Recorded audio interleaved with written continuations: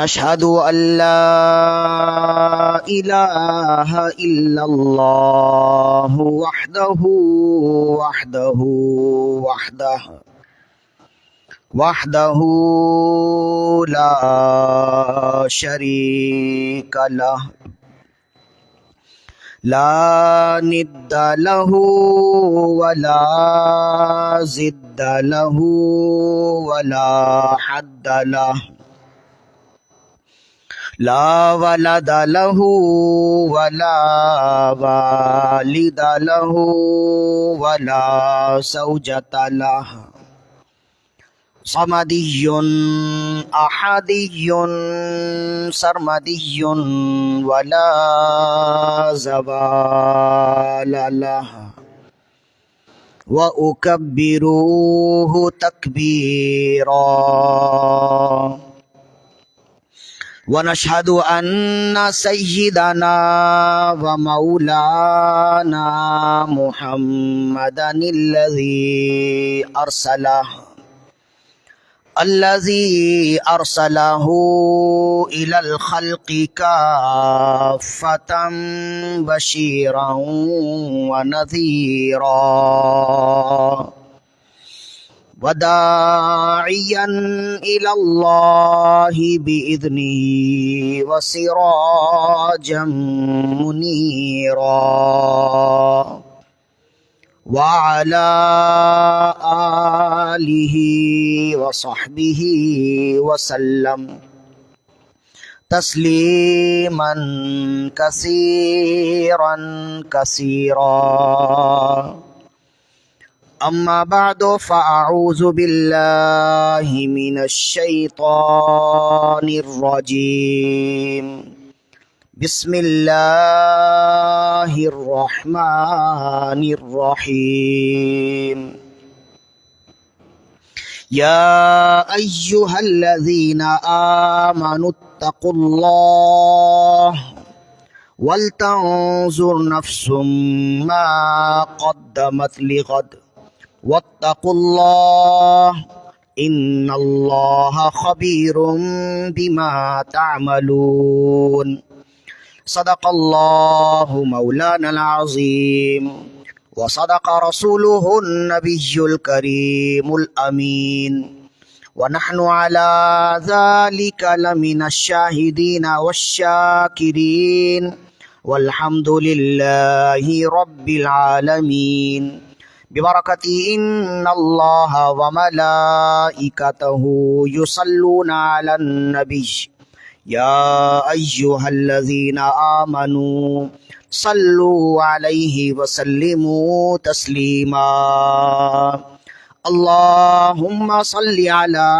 سيدنا ومولانا محمد كلما ذكره الذاكرون وصل على محمد كلما غفل عن ذكره الغافلون مولاي صل وسلم دائما أبدا على حبيبك خير الخلق كلهم ثم الرضا عن أبي بكر وعن عمر وعن علي وعن عثمان ذي الكرم يا ربي بالمصطفى بلغ مقاصدنا واغفر لنا ما مضى يا واسع الكرم مولاي صل وسلم دائما أبدا على حبيبك خير الخلق كلهم ثم الرضا عن أبي بكر وعن عمر وعن علي وعن عثمان ذي الكرم يا ربي بالمصطفى بلغ مقاصدنا واغفر لنا ما مضى يا واسع الكرم مولاي صل وسلم دائما أبدا على حبيبك خير الخلق كلهم. حمد و صلات کے بعد تمام تعریف، تمام محاسن و مکارم و محامد اسی ذوالجلال والاکرام کے لیے ہے جس نے لفظ خن سے کائنات کی تخلیق فرمائی. تمام زبانوں کی حمد و ثنا صرف اور صرف اسی خالق اکبر کے لیے ہے جس نے دنیا میں انسانوں کو پیدا فرمایا اور انسانوں کی ضروریات زندگی کی تمام اشیاء کو مہیا، مسجع، مرصع، مرقع، مسجع فرمایا۔ تمام تر تعریفات، تمام تر حمد و ثنا صرف اور صرف اسی ذوالجلال والاکرام کے لیے ہے، جس نے دنیا میں انسانوں کو پیدا فرمایا اور انسانوں کی رشد و ہدایت کے لیے انبیاء کرام علیہم الصلاۃ والسلام کو مبعوث فرمایا کہ وہ نفوس قدسیہ کاملہ دنیا میں آ کر اللہ کی وحدانیت اور اپنی رسالت لوگوں تک پہنچاتے رہے۔ کروڑ ہا کروڑ صلاۃ و تسلیم ہو حضور سرور انبیاء، حبیب کبریا، شفیع روز جزا علیہ تحیت و ثنا کی بارگاہ میں کہ آپ تمام انبیاء کرام علیہم الصلاۃ والسلام کے آخر میں تشریف لائے، اور آپ نے آ کر تمام بنی نوع انسان کو اخوت و بھائی چارگی، ملنساری، اخلاق، بردباری، اعلیٰ ظرفی، اعلیٰ کردار کا درس و پیغام دیا۔ قبل اس کے کہ گفتگو کا آغاز کیا جائے، ایک مرتبہ اپنے آقا و مولا صلی اللہ علیہ وسلم کی بارگاہ میں بلند آواز سے درود و سلام کے نذرانے پیش کیجیے۔ اللہم صلی علی سیدنا و مولانا محمد طب القلوب و دوائها وعافیت الابدان و شفائها ونور الابصار و ضیائها وروح الارواح و غذائها وعلى آلہ و اصحابہ وبارک وسلم صلاۃ و سلام علیک یا رسول اللہ صلی اللہ علیہ وآلہ وسلم۔ سنہ عیسویں 2021 کا سال ختم ہوا، 2022 کا سال شروع ہوا۔ 2021 کا سورج غروب ہوا اور 2022 کا سورج طلوع ہوا۔ وہ زمانہ ماضی بن گیا اور ہم اب زمانہ حال میں 2022 میں موجود ہیں۔ ایک سال گزر گیا اور آج ہم جس جمعے میں موجود ہیں سنہ عیسوی 2022 کا پہلا جمعہ ہے جس میں ہم موجود ہیں۔ پہلے سال کی آمد کی خوشی میں ہر شخص اپنے اپنے انداز میں اظہار خوشی کرتا ہے، ہر شخص اپنے اپنے انداز میں پہلے سال کی آمد کو خوش آمدید کہتا ہے، اظہار رائے کرتا ہے۔ تو ایک تو طریقہ وہ ہے جو غیر مسلموں کا ہے، اور بدقسمتی سے اب وہی طریقہ مسلمانوں کے درمیان بھی رائج ہو رہا ہے کہ خوب ادھم بازی کی جائے، خوب گانوں کا اہتمام کیا جائے، اوٹ پٹانگ حرکتیں کی جائیں، ناچ گانوں کی محفلوں کو آباد کیا جائے، جہاں تک ہو سکے اللہ کی نافرمانی کی جائے۔ اور ہر سال جب سال ختم ہو اور نیا سال شروع ہو تو یہ تماشے بازی ہم دیکھتے ہیں کہ وہ کام جو یہود و نصارہ و ہنود اور مشرکین کا تھا اور مسلمانوں کا، مسلمانوں کے کلچر کا، مسلمانوں کے طور طریقوں کا اس سے دور کا بھی تعلق نہیں تھا، لیکن آج وہ تمام کام مسلمان کر رہے ہیں۔ اب نئے سال کی خوشی میں گانوں کا اہتمام کرنا، اوٹ پٹانگ حرکتوں کا اہتمام کرنا، ہوٹلوں کو آباد کرنا، رقص و سرور کی محفلوں کو آباد کرنا، اب مسلمان اور ساری دنیا کے مسلمان اس انداز میں کرتے ہیں گویا کہ وہ ان کا کوئی مذہبی تہوار ہو گیا، یہ ان کا کوئی مذہبی تہوار ہو گیا یا قومی تہوار ہو گیا۔ یہ اچھی طرح یاد رکھیے کہ دنیا کے لوگ کچھ بھی کریں، مسلمان بھیڑ چال چلنے والے نہیں ہوتے۔ بھیڑ چال کا طریقہ تو سمجھتے ہیں نا، اس کا مفہوم کیا ہے؟ بھیڑ ہے نا، بھیڑ بکریاں جو ہوتی ہیں، بھیڑ کا تعلق یہ ہے کہ جس طرف ایک بھیڑ چلے سارے بھیڑ وہی چلتے ہیں۔ اسی لیے کوئی شخص اگر بے سوچے سمجھے چلے تو اسے کہتے ہیں یہ بھیڑ چال چل رہا ہے۔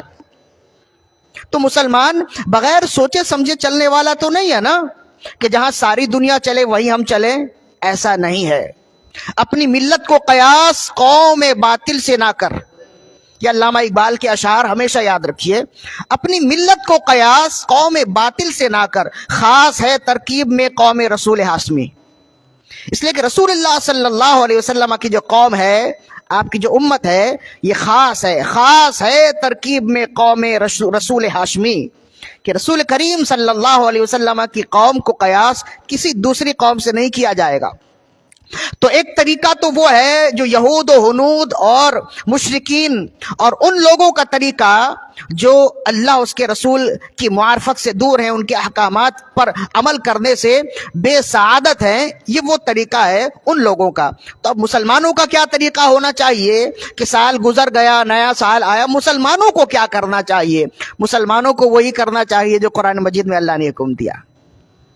تو یہ جو آیت مقدسہ ہم نے خطبے میں تلاوت کی ہے، یہ آیت مقدسہ انہی طرح کے معمولات، انہی طرح کے موقعوں کے لیے یہ آیت مقدسہ بطور حکم ہمارے لیے نافذ کی گئی ہے۔ اللہ رب العزت نے ارشاد فرمایا، یا ایھا الذین آمنوا اتقوا اللہ ولتنظر نفس ما قدمت لغد، اے اہل ایمان اللہ سے ڈرو۔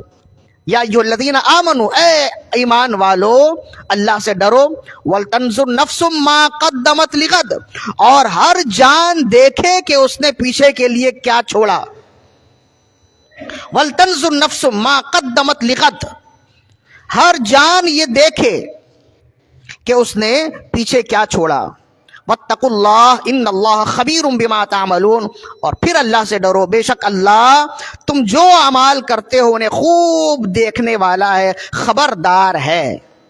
تو اس آیت مقدسہ میں ہمیں یہ بیان کیا گیا کہ مسلمانوں کا طریقہ سال گزرنے کے بعد یا دن گزرنے کے بعد فقط اوٹ پٹانگ حرکتیں کرنا نہیں، رقص و سرور کی محفلیں سجانا نہیں، بلکہ مسلمان کا طریقہ یہ ہے کہ جب سال گزر جائے تو وہ یہ جانے، یہ کوشش کرے، یہ دیکھے اپنے آپ کو کہ اس نے پیچھے کے لیے کیا بھیجا، 2021 میں اس نے اپنی رب کے رضا کے لیے کیا بھیجا، کتنے کام اس نے اپنے رب کی رضا کے لیے کیے، کتنے کام ناراضگی کے لیے کیے۔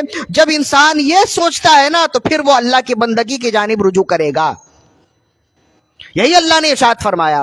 اور کیا خوب بات ہے، اس آیت مقدسہ کی تفسیر کرتے ہوئے امام خازن نے بھی لکھا اور امام ابو عبداللہ القرطبی المالکی رحمہ اللہ نے لکھا، فرمایا یہاں اتقوا اللہ کا لفظ 2 بار استعمال ہوا ہے۔ سورہ حشر کی آیت ہے، سورہ حشر کی آیت نمبر 18 ہے جو ہم نے تلاوت کیا ہے۔ یا ایھا الذین آمنوا اتقوا اللہ ولتنظر نفس ما قدمت لغد، اے ایمان والو اللہ سے ڈرو اور ہر جان دیکھے کہ اس نے آگے کے لیے کیا بھیجا۔ واتقوا اللہ، پھر اللہ سے ڈرو، ان اللہ خبیر بما تعملون، بے شک تم جو عمل کرتے ہو اللہ خبردار ہے اس سے۔ تو یہاں اتقوا اللہ کا لفظ، اتقوا اللہ کا مطلب ہوتا ہے اللہ سے ڈرو۔ اتقوا اللہ کا لفظ 2 بار استعمال ہوا ہے۔ تو ایسا نہیں ہے کہ اتفاقی طور پر قرآن مجید میں اتقوا اللہ کا لفظ 2 بار استعمال ہو گیا۔ قرآن مجید کی کوئی آیت، کوئی حرف اتفاقی نہیں ہے۔ ہر آیت، ہر حرف اور ہر حرف کا ہر اعراب التزامی ہے، اتفاقی کچھ نہیں ہے۔ ایسا نہیں ہے کہ اتفاقی طور پر آ گیا، بلکہ 2 بار استعمال ہوا، اتقوا اللہ، اتقوا اللہ۔ یا ایھا الذین آمنوا اتقوا اللہ، اے ایمان والو اللہ سے ڈرو، ولتنظر نفس ما قدمت لغد، اور ہر جان دیکھے کہ اس نے کل کے لیے کیا بھیجا۔ اتقوا اللہ واتقوا اللہ، اللہ سے پھر ڈرو، ان اللہ خبیر بما تعملون، بے شک اللہ تم جو عمل کرتے ہو انہیں جاننے والا ہے، خبردار ہے۔ تو اتقوا اللہ کا لفظ 2 بار استعمال کیا گیا، اس کی کیا وجہ ہے؟ امام خازن نے بھی لکھا اور امام ابو عبداللہ القرطبی المالکی رحمہ اللہ نے لکھا کہ اصل میں معاملہ یہ ہے کہ انسان کے اعمال 2 طرح سے ہوتے ہیں۔ ایک تو یہ ہے کہ انسان کو اللہ رب العزت، انسان کوئی بھی کام جب تاکید کے لیے کہتا ہے نا تو اسے بار بار دہراتا ہے۔ کوئی بھی کام تاکید کے لیے ہو، اپنے بچے کو کہیں سے روکنا ہو تو اسے صرف ٹھہر جاؤ نہیں کہتا، بلکہ 2-3 بار کہتا ہے، ٹھہر جاؤ ٹھہر جاؤ ٹھہر جاؤ۔ یا اپنے بچے کو کسی کام سے روکنا ہو تو کہتا ہے رک جاؤ رک جاؤ رک جاؤ۔ تو کسی بھی لفظ کا تکرار تاکید کی جانب اشارہ کرتا ہے۔ گویا اللہ رب العزت نے بندوں کو ارشاد فرمایا کہ تم یہ جانو کہ تم نے کل کے لیے کیا بھیجا ہے، اور اپنی زندگی کے ہر مرحلے میں اللہ سے ڈرو، اللہ سے ڈرو، اللہ سے ڈرو۔ اس لیے 2 مرتبہ اتقوا اللہ کہہ کے اللہ رب العزت نے تاکید کا حکم دیا، تاکید کی جانب اشارہ کیا کہ تم زندگی کے کسی بھی مرحلے میں رہو، اللہ سے ڈرتے رہو۔ ایک بات، اور دوسری بات ارشاد فرمایا انسان اللہ کی بندگی کی جانب، کچھ اللہ کی رضامندی کی جانب 2 اعمال سے جاتا ہے۔ 2 طرح کے اعمال کرے تو انسان اللہ کا محبوب بندہ ہو جائے گا۔ ایک عمل وہ ہے جو کرنے کے لیے ہے، ایک عمل وہ ہے جو چھوڑنے کے لیے ہے۔ عمل کرنے کے لیے کیا ہے؟ نماز پڑھے، اللہ کی بندگی کرے، حلال لقمہ کھائے، یہ عمل کرنے کے لیے۔ اس طرح کے دیگر اور بھی اعمال ہیں۔ اور دوسرا عمل چھوڑنے کے لیے کیا ہے؟ حرام لقمہ چھوڑ دے، اللہ کی ناراضگی چھوڑ دے، اللہ کی بندگی کرتا رہے اور اللہ کی بے بندگی چھوڑ دے۔ اللہ نے جن کاموں سے اسے روکا ہے ان تمام کاموں کو رک جائے۔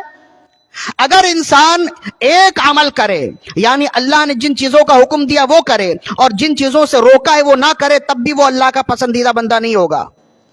اور اگر کوئی شخص ایسا ہے کہ اللہ نے جن چیزوں کا حکم دیا وہ کرے لیکن جن چیزوں کو کرنے کا حکم دیا وہ نہ کرے، جن چیزوں سے روکنے کا حکم دیا ان چیزوں سے رک جائے، لیکن جن چیزوں کو، جن کاموں کو کرنے کا حکم دیا وہ کام نہ کرے، تب بھی وہ اللہ کی پکی بندگی کرنے والا نہ ہوگا، اللہ کا سچا اور پکا بندہ نہ ہوگا۔ یعنی کہ انسان اگر چاہتا ہے کہ وہ اللہ کا پسندیدہ بندہ بن جائے تو اسے ان کاموں سے رکنا ہوگا جو کام اللہ نے جن کاموں سے اسے منع کیا ہے۔ شراب نہ پیو، جوا نہ کھیلو، زنا نہ کرو، قتل و غارت گیری نہ کرو، یہ تمام کام وہ ہیں جو نہ کرنے والے ہیں۔ اور کرنے والے کیا کام ہیں؟ اللہ کی بندگی کرو، اللہ کے بندوں کے ساتھ محبت کرو، خیر خواہی کا تعلق رکھو، حلال روزی کھاؤ۔ یعنی کہ کچھ کام کرنے والے ہیں اور کچھ کام نہ کرنے والے ہیں۔ اسی وجہ سے اللہ رب العزت نے اس آیت مقدسہ میں 2 مرتبہ اتقوا اللہ کہا۔ مطلب یہ ہے کہ جو کام کرنے والے ہیں ان کاموں میں بھی اللہ سے ڈرو، اور جن کاموں سے رکنے کا حکم دیا ان کاموں میں بھی اللہ سے ڈرتے ہوئے مزید ثابت قدمی سے رکنے کی کوشش کرو۔ اتقوا اللہ، یہ 2 تفسیر اس کی ہے۔ تیسری تفسیر اس کی یہ ہے جس کو امام حسن البصری رضی اللہ عنہ نے بھی اسے نقل کیا ہے۔ فرمائے تیسری تفسیر یہ ہے کہ انسان جس زمانے میں، وہ زمانہ حال ہے، زمانے حال میں ہے نا، ہم جس زمانے میں ہیں اس زمانے کو کیا کہتے ہیں؟ زمانہ حال۔ جو زمانہ پیچھے گزر گیا وہ ماضی ہے، جو آنے والا ہے وہ استقبال یا مستقبل ہے نا۔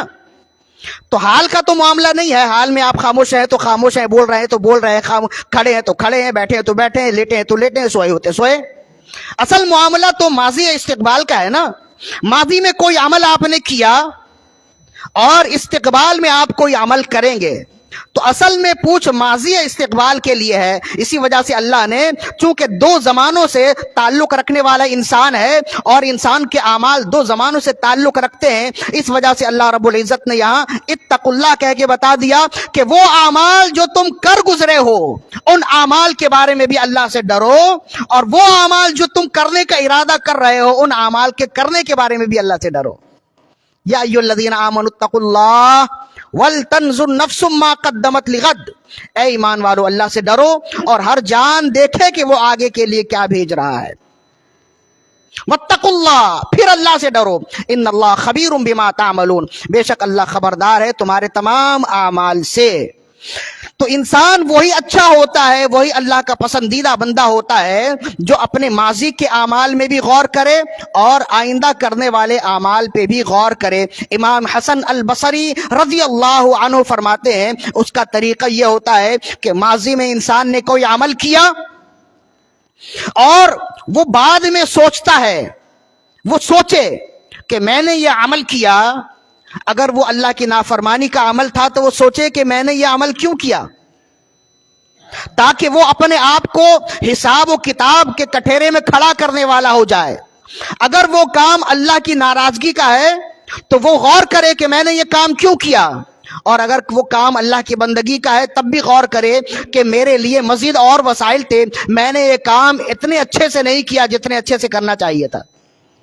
یعنی اگر اس نے ماضی میں کوئی اچھا عمل کیا ہے تب بھی غور کرے کہ میں اس سے اچھا کر سکتا تھا، میں نے اس سے اچھا کیوں نہ کیا، اور اگر اس نے کوئی برا عمل کیا ہے تو غور کرے کہ میں اس سے بچ سکتا تھا، میں نے یہ عمل کیوں نہیں کیا۔ اسے کہتے ہیں محاسبہ بعد العمل، عمل کے بعد محاسبہ کرنا۔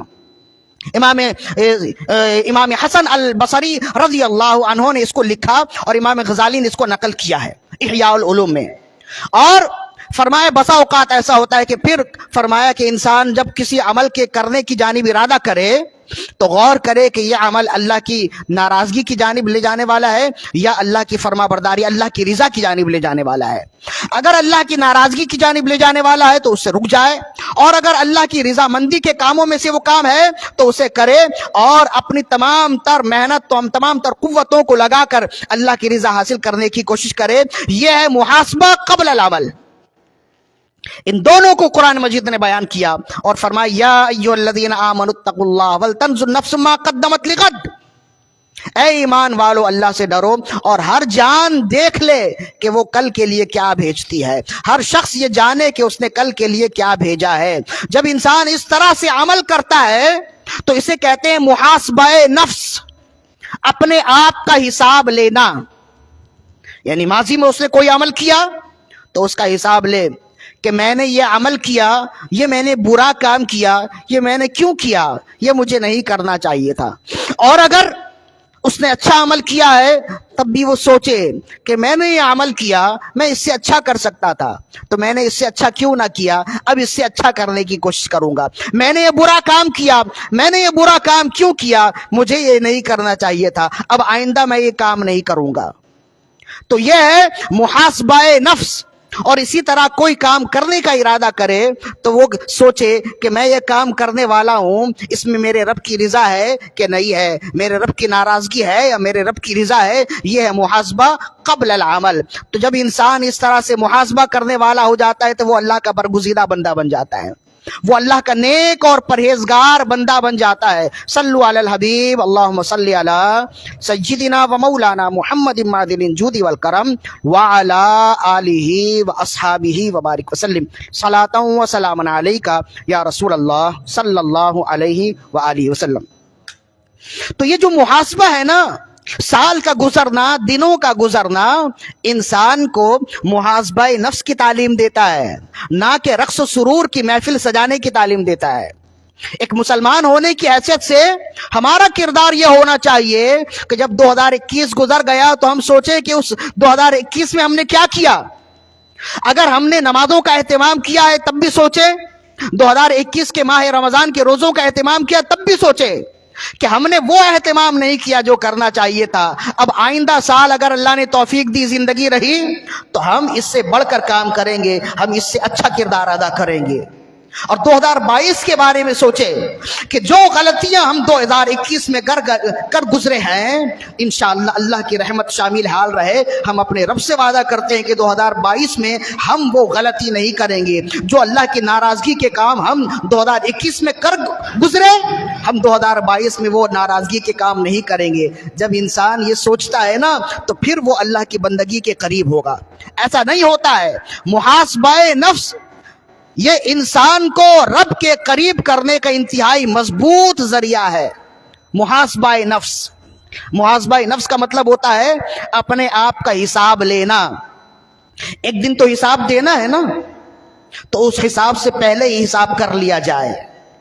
آپ جانتے ہیں جو کاروباری لوگ ہوتے ہیں نا، جو دکاندار ہوتے ہیں، جو کاروباری لوگ ہوتے ہیں، تو وہ روز آنے کا حساب رات کے وقت کرتے ہیں۔ ہم تو سمجھتے ہیں کہ کرسی میں بیٹھے اور ان کا کوئی کام نہیں ہے، ان سے پوچھیں ان کی رات کی نیند حرام ہو جاتی ہے۔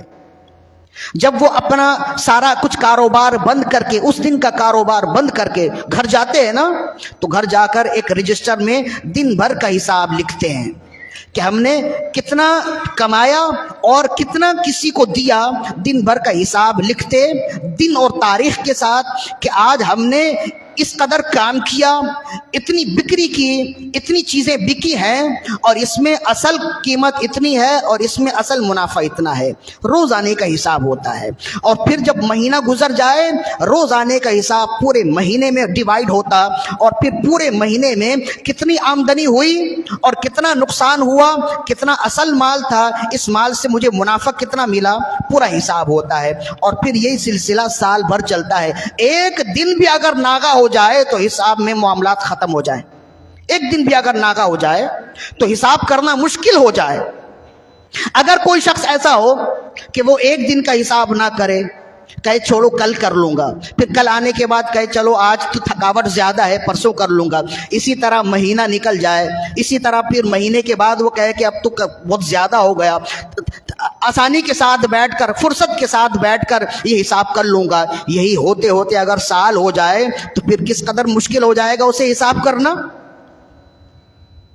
360 دنوں کا حساب کرنا کس قدر مشکل ہوگا اور کتنی غلطیاں ہوں گی، تو اس کے لیے بہت مشکل ہوگا نا۔ اسی لیے کہا گیا کہ روز آنے کا حساب کر لیا جائے، روز کے کاموں کا، روز کے معاملات کا حساب روز کر لیا جائے تو آسانی رہے گی۔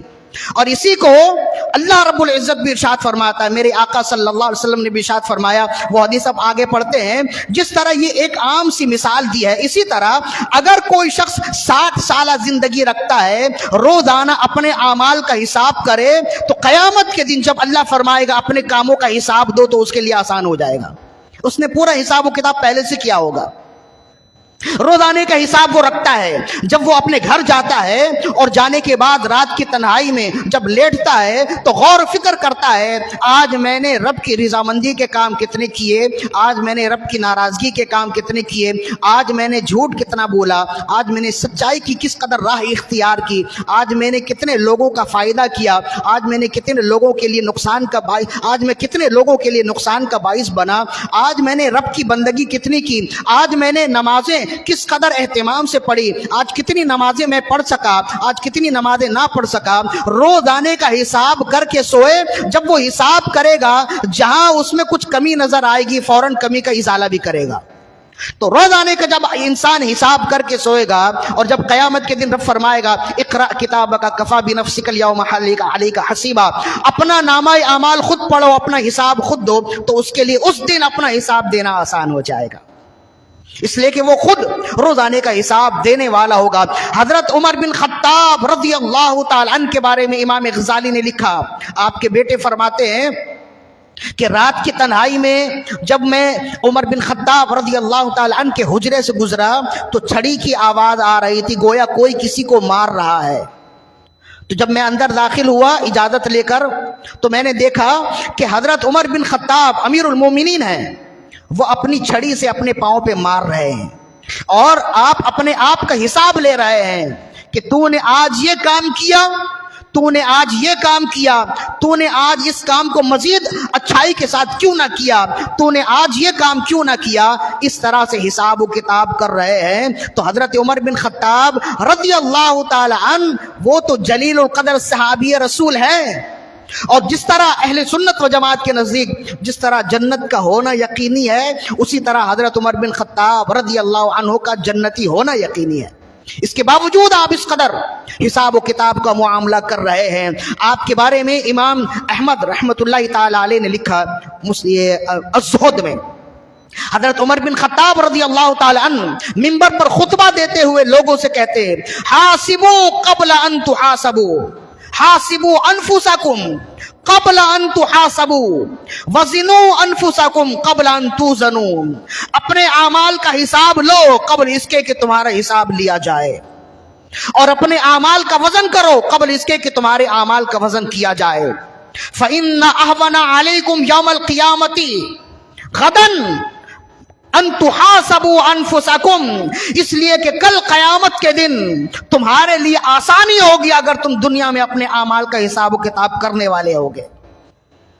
وَزَيِّنُوا لِلْعَرْضِ الْأَكْبَرِ، اور اپنے آپ کو عظیم پیشی کے لیے خوبصورت بناؤ، اپنے اعمال کو مزین کرو، عرض اکبر سب سے عظیم سب سے بڑی پیشی کے لیے اپنے آپ کو تیار کرو۔ یوم تعرضون لا تخفى منکم خافیہ، جس دن تم رب کی بارگاہ میں حاضر کیے جاؤ گے اور کوئی چیز اللہ کی بارگاہ سے مخفی نہیں ہے، اس دن کے لیے اپنے آپ کو تیاری کرو۔ یہ حضرت عمر بن خطاب رضی اللہ تعالیٰ عنہ اکثر و بیشتر خطبہ میں ارشاد فرمایا کرتے تھے، حاسبوا انفسکم قبل ان تحاسبوا، اپنے اعمال کا حساب لو قبل اس کے کہ تمہارا حساب لیا جائے۔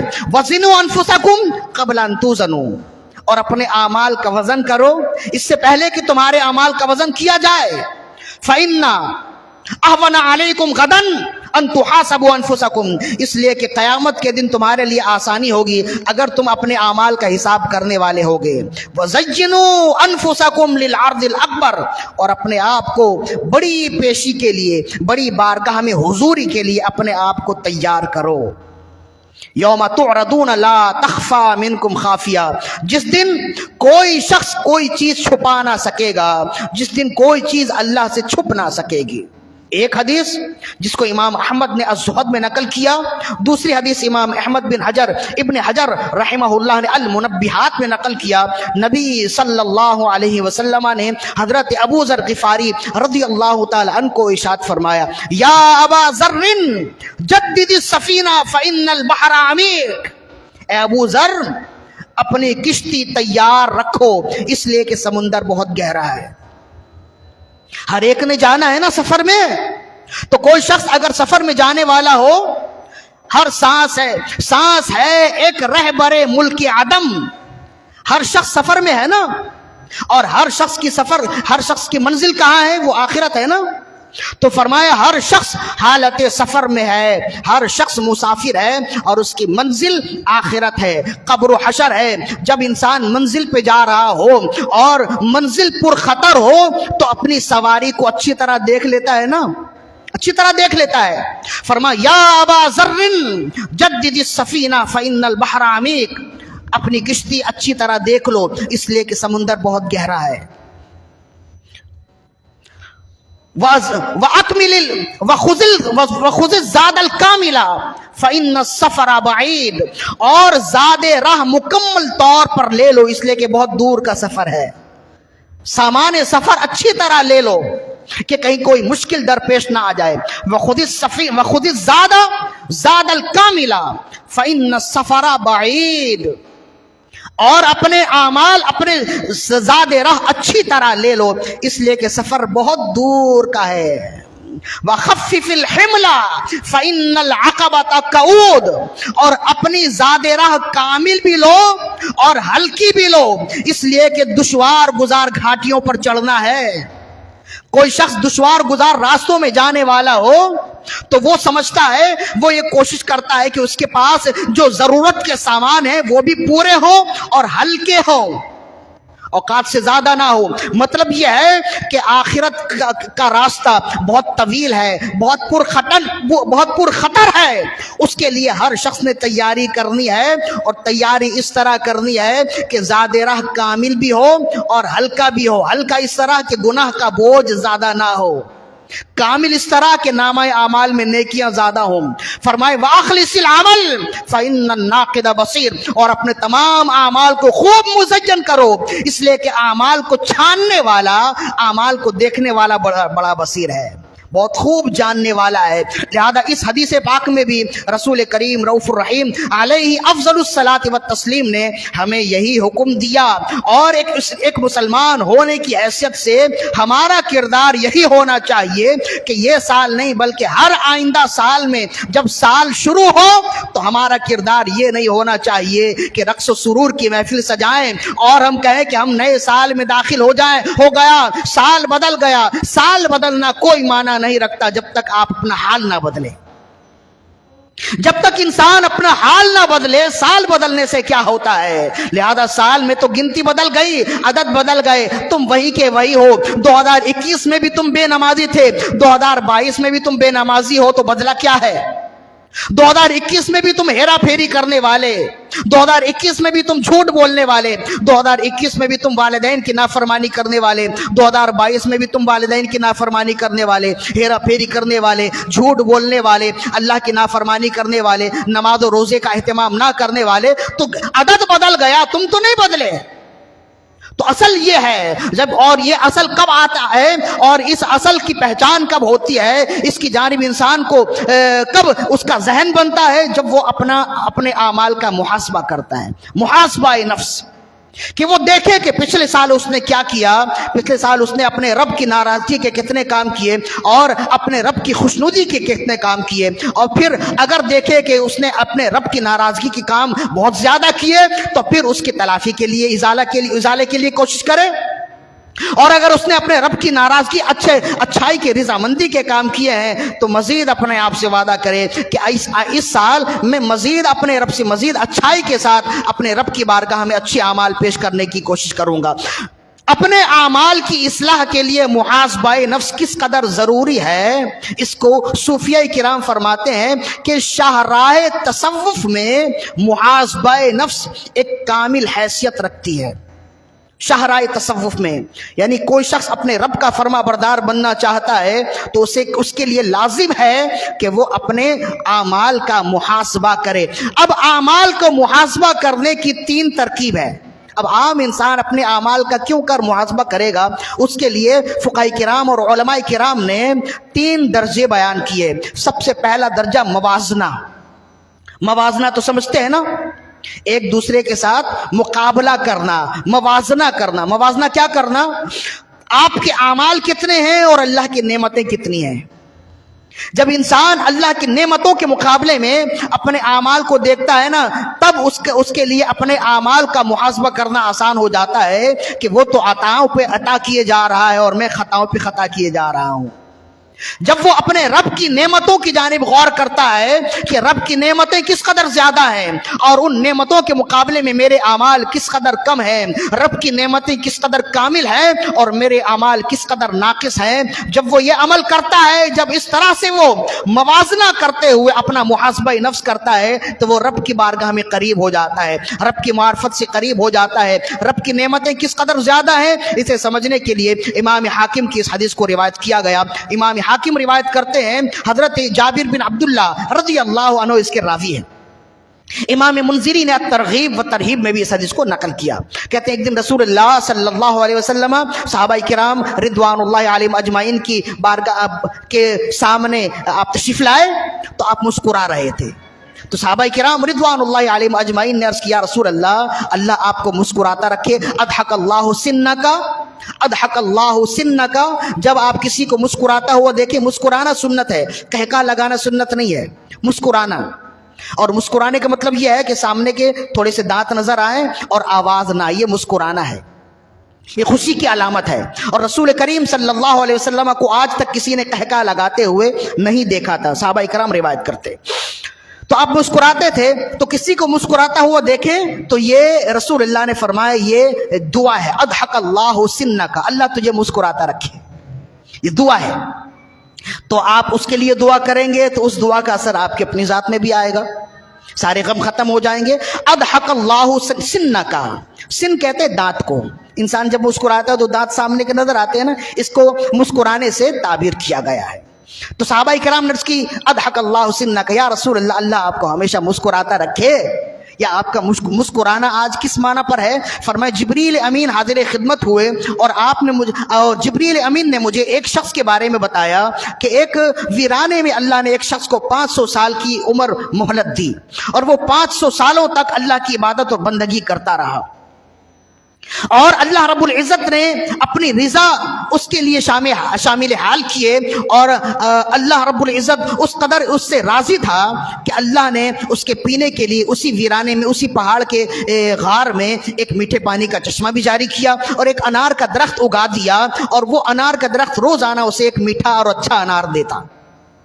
انار کے درخت تو موسمی پھل دیتے ہیں نا، ہر موسم میں تو یہ پھل نہیں آتا، لیکن یہ اللہ کی قدرت تھی، اللہ اس سے راضی تھا، تو وہی اس کے لیے کافی ہوتا۔ اس انار کے پھل میں، اس انار میں اس کے لیے زندگی کے تمام چیزوں کی لذت اس ایک پھل میں اسے محسوس ہو جاتی، اور جب وہ پانی پیتا تو ساری چیزیں، دنیا کی جتنی حلال مشروبات ہیں، تمام کا اثر اس پانی میں اسے محسوس ہوتا۔ تو وہ اپنی زندگی گزارتا رہا، اللہ کی بندگی کرتا رہا، پلک جھپکنے کی مدت بھی اس نے اللہ کی نافرمانی نہیں کی۔ 500 سال کی عمر گزر گئی، 500 سال کا عرصہ گزرا اس حالت میں کہ وہ اللہ کی بندگی کرتا رہا۔ بہرحال موت تو ہے، ایک دن مرنا ہے، آخر موت ہے، کر لے جو کرنا ہے، آخر موت ہے۔ تو موت کا فرشتہ جب قریب آیا، موت کی گھڑی جب قریب آئی، اس نے اپنے رب سے کہا یا اللہ تو نے مہربانی کی، تو نے مجھے 500 سال کی مہلت دی اور مہلت کے ساتھ عبادت کی طاقت و سعادت بھی دی۔ یا اللہ میری ایک خواہش ہے کہ مجھ پر مہربانی کرتے ہوئے میری روح اس حالت میں قبض فرما کہ میں حالت سجدے میں رہوں۔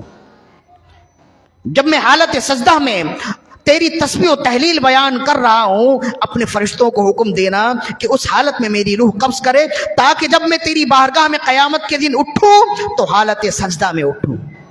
یہ تو انسان کی خواہش ہونی چاہیے نا، اور یہ رسول اللہ کا فرمان بھی ہے کہ انسان جس حالت میں مرے گا اسی حالت میں اٹھے گا۔ صحیح بخاری کی حدیث بھی ہے، ابھی تو ہم نے کہیں اور جانا تھا لیکن یہ حدیث آ گئی۔ ایک صحابی حج کے موقع پر، صحیح بخاری کی حدیث ہے، حج کے موقع پر ابن عباس رضی اللہ عنہما اس کے راوی ہیں کہ ایک صحابی تھے احرام باندھے ہوئے، اپنی سواری سے، گھوڑے سے یا اونٹ سے نیچے اتر رہے تھے، گر گئے اور نیچے گرے تو گردن میں چوٹ لگی اور گردن کی ہڈی ٹوٹ گئی، اسی حالت میں ان کا وصال ہو گیا۔ آئے حالت رسول اللہ کی خدمت میں حاضر ہوئے، عرض کی یا رسول اللہ اب انہیں کفنانا ہے، دفنانا ہے، نہلانا ہے، کیا کیا جائے؟ آپ نے فرمایا اسی حالت میں، انہیں اسی حالت میں سپرد خاک کرو، قیامت کے دن جب یہ اٹھیں گے تو احرام باندھے ہوئے اور تلبیہ یعنی لبیک اللہم لبیک پڑھتے ہوئے اٹھیں گے۔ کیوں؟ اس لیے کہ اسی حالت میں ان کی موت واقع ہوئی ہے۔ تو جس حالت میں انسان مرے اسی حالت میں موت، جس حالت میں انسان مرے اسی حالت میں رب کی بارگاہ میں پہنچتا ہے۔ یہ ایک لمبی تقریر ہے، بہرحال ان کی بھی ایک خواہش تھی، ہر شخص کو یہی چاہیے، ہر شخص کو یہی چاہیے کہ یہ دعا کرے، لیکن اس دعا کے لیے عمل بھی کرنا ہوگا۔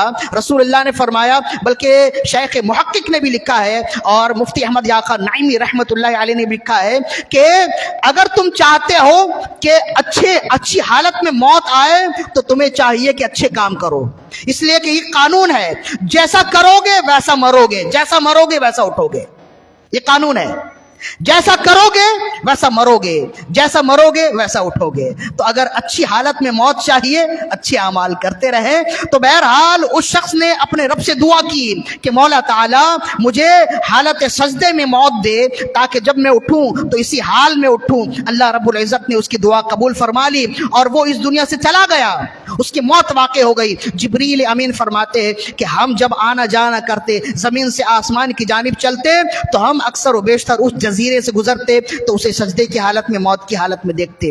اللہ نے مٹی کے تمام حشرات الارض کو منع کر دیا کہ خبردار اس کے جسم کو کوئی نہ کھائے، اس کے جسم کو نقصان نہ پہنچائے، نہ ہوائیں اس کے جسم کو کوئی نقصان پہنچا سکیں، نہ موسموں کا بدلنا اس کے جسم کے لیے کوئی تغیر کا باعث بنا۔ وہ ایسا ہی ہے، اور ہم جب آسمان میں چڑھتے اترتے، زمین سے اوپر نیچے جاتے آتے تو ہم اسے دیکھتے اور اللہ کی قدرت پر اشش کرتے۔ فرمایا لیکن جب قیامت کا دن ہوگا وہ شخص رب کی بارگاہ میں حاضر ہوگا تو میرا رب فرمائے گا میرے بندے کو میری رحمت سے جنت میں داخل کر دو۔ تو وہ شخص کہے گا یا اللہ بلکہ مجھے جنت میرے عمل کی وجہ سے ملنا چاہیے، میں نے اعمال کیے ہیں، 500 سال تک میں نے عمل کیے اور چشم زدن یعنی پلک جھپکنے کی مقدار بھی میں نے تیری نافرمانی نہیں کی، اور تو یہ ارشاد فرما رہا ہے کہ میرے بندے کو ادخل الجنت بعبدی برحمتی، میرے بندے کو میری رحمت سے جنت میں داخل کر دو۔ اللہ یا اللہ بل بعملی، یا اللہ بلکہ میرے عمل کے سبب مجھے جنت میں داخلہ فرما۔ تو اللہ نے پھر فرمایا میرے بندے کو میری رحمت سے جنت میں داخل کر دو۔ اب وہ بندہ اپنے اعمال پر اترانے لگا، اب وہ بندہ اپنے اعمال پر تکیہ کرنے لگا، میرے اعمال ایسے ہیں کہ مجھے جنت ہی ملنی چاہیے، تو مجھے یہ کہنا چاہیے، میرے رب کو یہ کہنا چاہیے گویا کہ میرے بندے کو اس کے اچھے اعمال کی وجہ سے جنت میں داخل فرما دے، جنت میں لے جاؤ، جبکہ رب کہہ رہا ہے کہ میرے بندے کو میری رحمت کی وجہ سے جنت میں لے جاؤ۔ وہ بندہ جانے سے رک گیا تو اللہ رب العزت نے فرمایا اگر ایسا ہے تو ترازو قائم کیا جائے، میزان قائم کیا جائے۔ جب ترازو قائم کیا گیا، میزان قائم کیا گیا، 5 سال کی نیکیوں کو ایک پلے میں رکھا گیا اور اللہ نے اس کے جسم میں جو نعمتیں عطا کی ہیں ان نعمتوں کو ایک پلے میں رکھا گیا۔ فقط آگ کی نعمت ایک پلے میں رکھی گئی تو وہ نعمت بھاری ہو گئی، 500 سال کے عبادات ختم ہو گئے۔ اللہ نے فرمایا فقط ایک آنکھ کی نعمت ہے، تم نے برے اعمال نہ کیے تو کیا ہوا، میری نعمتیں تمہاری زندگی میں موجود ہیں، تمہارے جسم میں موجود ہیں، تو کیا یہ میری رحمت نہیں ہے؟ میرے بندے یہ میری رحمت ہی تھی کہ ویرانے میں نے تجھے بھوکا نہیں رکھا، میں نے تجھے پیاسا نہیں رکھا، یہ میری رحمت ہی تھی کہ میں نے تجھے 500 سال کی عمر عطا کی، یہ میری رحمت ہی تھی کہ میں نے ان عمروں کے ساتھ تجھے عبادت کی توفیق، صلاحیت، استقامت عطا کی، استعداد عطا کی، یہ میری توفیق تھی، یہ میری رحمت تھی رکھی، اور ان تمام چیزوں کے ساتھ ساتھ اگر تو نے نافرمانی نہ کی تو نہ کی، اتنا تو ہے میں تجھ پر جو نعمتیں میری ہیں ان نعمتوں کا حساب لینے کا تو مجھے حق ہے، لہذا اگر یہ ہے تو اب مجھے اپنی نعمتوں کا حساب دو۔ تو کہتے ہیں کہ جب آگ کی نعمت ایک پلے میں رکھی گئی، وہ پلہ جھک گیا، 5 سال کی عبادت ختم ہو گئی۔ اللہ نے فرمایا ابھی تو فقط آگ کی نعمت ہے، پھر کان ہے، پھر زبان ہے، پھر تمہارا پورا وجود ہے، اب اس کے بدلے میں تم کہاں سے نیکی لاؤ گے؟ اب تو تمہاری نیکی ختم ہو گئی۔ تو بندہ رب کی بارگاہ میں جھکا اور عرض کرنے لگا یا اللہ مجھے رحمت، مجھے جنت تیری رحمت کے بدلے میں چاہیے، اپنے اعمال کے بدلے میں نہیں چاہیے، اس لیے کہ تیری نعمتیں اس قدر زیادہ ہیں کہ انسان پیدا ہونے کے دن سے لے کے موت کے لمحے تک ایک لمحہ بھی تیری نافرمانی نہ کرے، سجدوں میں رہے، تب بھی تیری نعمت ایک بندے کے اندر اس قدر زیادہ ہے کہ ایک دن کی نعمت کا حق ادا نہیں کر سکتا۔